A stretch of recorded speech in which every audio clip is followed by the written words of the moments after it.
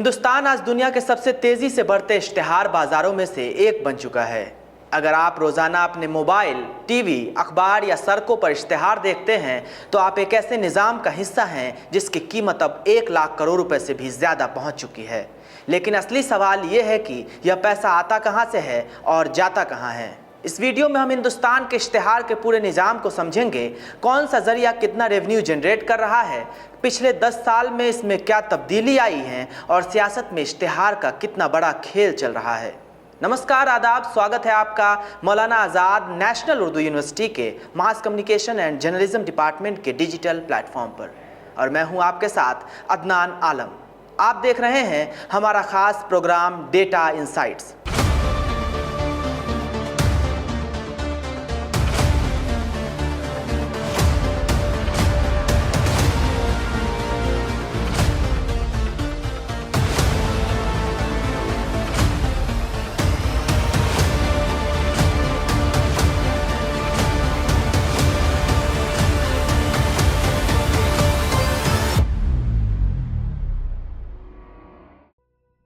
आज के दौर में हम जितना कंटेंट देखते हैं उतना ही इश्तिहार भी देख रहे होते हैं, चाहे वो मोबाइल स्क्रीन हो या टीवी या सड़क पर लगे होर्डिंग। लेकिन ज़्यादातर लोग इसे सिर्फ एक ऐड समझकर आगे बढ़ जाते हैं। हकीकत यह है कि इन इश्तिहारों के पीछे एक बहुत बड़ा सिस्टम काम करता है जो ना सिर्फ कंपनियों के प्रोडक्ट बेचता है बल्कि हमारी पसंद, हमारी सोच और कई बार हमारे फैसलों को भी असरअंदाज करता है। अगर कुल मिलाकर देखा जाए तो हिंदुस्तान का इश्तिहार बाजार साल 2025 तक लगभग 1.15 लाख करोड़ से 1.55 लाख करोड़ रुपए के बीच पहुंच चुका है। अगर इसमें मीडिया और एंटरटेनमेंट सेक्टर को भी जोड़ दिया जाए तो यह आंकड़ा लगभग 2.7 लाख करोड़ रुपए तक चला जाता है। साल 2015 में यह बाजार करीब 44,000 करोड़ रुपए का था, यानी सिर्फ 10 साल में यह लगभग 3 से 4 गुना बड़ा हो गया है। इस तेज इजाफे के पीछे सबसे बड़ा कारण डिजिटल इनकलाब और मोबाइल इंटरनेट का तेजी से फैलना है, जिसने इश्तिहार के पूरे तरीके को बदल दिया। अगर हम पिछले एक दशक पर नज़र डालें तो साफ दिखता है कि साल 2015 में टीवी और अखबार सबसे बड़े इश्तिहार के जरिए थे और डिजिटल का हिस्सा बहुत छोटा था। लेकिन जैसे जैसे इंटरनेट सस्ता हुआ और स्मार्टफोन हर हाथ में पहुंचा, डिजिटल इश्तिहार ने तेजी से अपनी जगह बना ली। साल 2020 में कोविड की वजह से बाजार में गिरावट आई, लेकिन 2021 से तेज रिकवरी शुरू हुई और 2023 तक यह बाजार लगभग 1 लाख करोड़ रुपए के पार पहुंच गया। 2025 आते आते डिजिटल ने पूरे सिस्टम पर अपनी मजबूत पकड़ बना ली और आज यह बाजार हर साल करीब 9 से 10% की रफ्तार से बढ़ रहा है। आज के समय में डिजिटल इश्तिहार हिंदुस्तान के पूरे इश्तिहार बाजार का सबसे बड़ा हिस्सा बन चुका है, जो लगभग 60 से 63% तक पहुंच गया है। इसमें social media, YouTube, Google search, e-commerce platform और OTT प्लेटफॉर्म शामिल हैं। डिजिटल इश्तिहार का कुल पैमाना करीब 95,000 करोड़ रुपए तक पहुंच चुका है। इसमें सबसे बड़ा हिस्सा ई-कॉमर्स कंपनियों और छोटे कारोबारियों का है, जो अब सीधे ऑनलाइन इश्तिहार पर निर्भर हो चुके हैं। आसान शब्दों में कहें तो अगर आज कोई कंपनी लोगों तक पहुंचना चाहती है तो उसे डिजिटल प्लेटफॉर्म पर मौजूद रहना ही पड़ेगा। टीवी अभी भी एक बड़ा इश्तिहार का जरिया है और इसका बाजार करीब 32 से 36,000 करोड़ रुपए के बीच है, लेकिन इसकी रफ्तार अब धीमी पड़ रही है।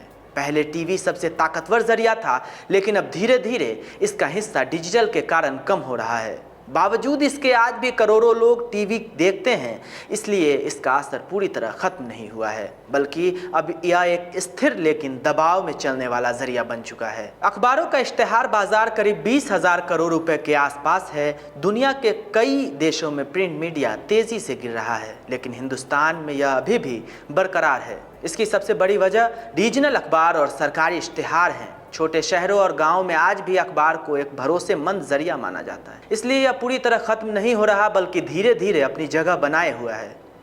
आउटडोर इश्तिहार यानी सड़क किनारे लगे होर्डिंग, बस स्टॉप और मेट्रो स्टेशन पर दिखने वाले इश्तिहार करीब 5,000 करोड़ रुपए के बाजार के साथ धीरे धीरे बढ़ रहे हैं। यह सेक्टर हर साल करीब 13% की दर से बढ़ रहा है और अब इसमें डिजिटल स्क्रीन का इस्तेमाल बढ़ता जा रहा है, जिसे डिजिटल आउट ऑफ होम कहा जाता है।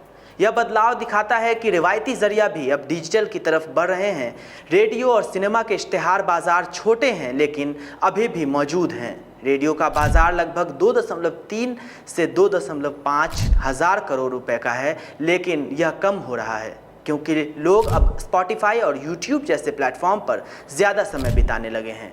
वहीं सिनेमा इश्तिहार करीब 800 से 900 करोड़ रुपए का छोटा लेकिन स्थिर बाजार है जो धीरे धीरे बढ़ रहा है। अगर पूरे इश्तिहार बाजार को एक साथ देखा जाए तो तस्वीर बिल्कुल साफ हो जाती है। डिजिटल इश्तिहार सबसे बड़ा हिस्सा लेता है जो करीब 60% से ज़्यादा है।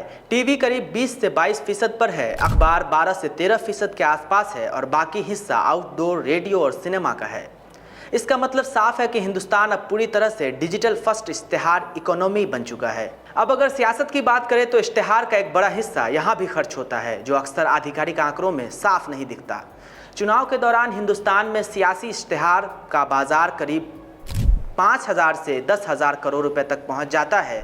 पहले यह मुख्य रूप से टीवी और अखबारों तक सीमित था, लेकिन अब इसका सबसे बड़ा हिस्सा डिजिटल हो चुका है। फेसबुक, इंस्टाग्राम, यूट्यूब और खासकर व्हाट्सएप अब सियासी प्रचार के सबसे अहम जरिए बन चुके हैं।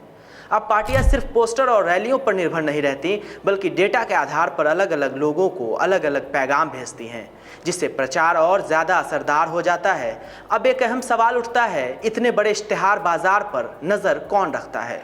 क्या कोई संस्था है जो तय करती है कि कौन सा इश्तिहार सही है और कौन सा गलत? हिंदुस्तान में इस काम के लिए एक अहम इदारा है, advertising standards council of India, जिसे आमतौर पर ASCI कहा जाता है। यह एक सरकारी संस्था नहीं बल्कि इंडस्ट्री द्वारा बनाई गई एक सेल्फ रेगुलेटरी ऑर्गेनाइजेशन है, जिसका मकसद है कि इश्तिहार गुमराह करने वाले, झूठे या भ्रामक ना हो। ASCI का काम यह देखना है कि जो भी एडवर्टाइजिंग आवाम तक पहुंच रही है वह सच के करीब हो, उसमें बढ़ा चढ़ाकर या गलत दावे ना हो और वह समाज के लिए नुकसानदेह ना हो। ASCI के पास सीधे कानूनी सजा देने की ताकत नहीं होती, लेकिन इसकी सिफारिशों का असर बहुत मजबूत होता है। अगर कोई इश्तिहार इसके नियमों का उल्लंघन करता है तो ASCI उस कंपनी को नोटिस भेज सकता है और इश्तिहार को बदलने या हटाने के लिए कह सकता है।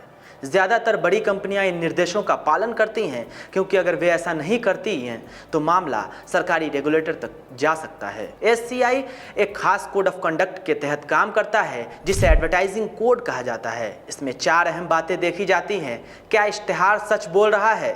क्या वह किसी को गुमराह तो नहीं कर रहा? क्या वह समाज के एथिक्स के खिलाफ तो नहीं है? और क्या वह बच्चों या संवेदनशील वर्गों को गलत तरीके से प्रभावित तो नहीं कर रहा? इसका सेल्फ रेगुलेटरी सिस्टम काफ़ी दिलचस्प है। कोई भी आम आदमी, ग्राहक या संस्था किसी इश्तिहार के खिलाफ शिकायत कर सकती है।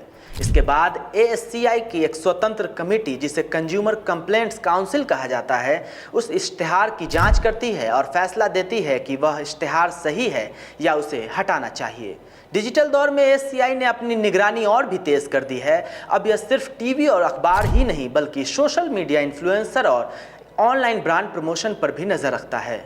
अगर कोई इन्फ्लुएंसर पेड प्रमोशन करता है और उसे साफ तौर पर डिस्क्लोज नहीं करता तो ASCI उस पर भी कार्रवाई की सिफारिश कर सकता है। अगर पूरे सिस्टम को समझा जाए तो 3 बड़े बदलाव दिखते हैं। पहला, डिजिटल ने पूरे इश्तिहार निज़ाम को बदल दिया है और अब यह सबसे बड़ा जरिया बन चुका है। दूसरा, टीवी अभी भी मजबूत है लेकिन उसका असर धीरे धीरे कम हो रहा है। तीसरा, अखबार और रेडियो जैसे रिवायती जरिया खत्म नहीं हुए हैं लेकिन उनकी बढ़त बहुत धीमी हो गई है। आखिर में यह समझना ज़रूरी है कि हिंदुस्तान का इश्तिहार बाजार अब सिर्फ कंपनियों तक महदूद नहीं रहा बल्कि यह पूरी इकॉनमी का एक अहम हिस्सा बन चुका है। 1 लाख करोड़ रुपए से ज़्यादा का यह बाजार आने वाले समय में और तेज़ी से बढ़ेगा, लेकिन इसका मरकज़ अब टीवी या अखबार नहीं बल्कि मोबाइल स्क्रीन है। यानी आसान अल्फाज में कहें तो इश्तिहार कागज़ और टीवी से निकलकर सीधे आपके हाथ में मौजूद मोबाइल तक पहुंच चुका है। अभी के लिए इतना ही। आप देख रहे थे हमारा प्रोग्राम डेटा इनसाइट्स। फिर मिलेंगे किसी नए फैक्ट और डेटा के साथ। तब तक के लिए देखते रहिए MCJ डिपार्टमेंट का डिजिटल प्लेटफॉर्म।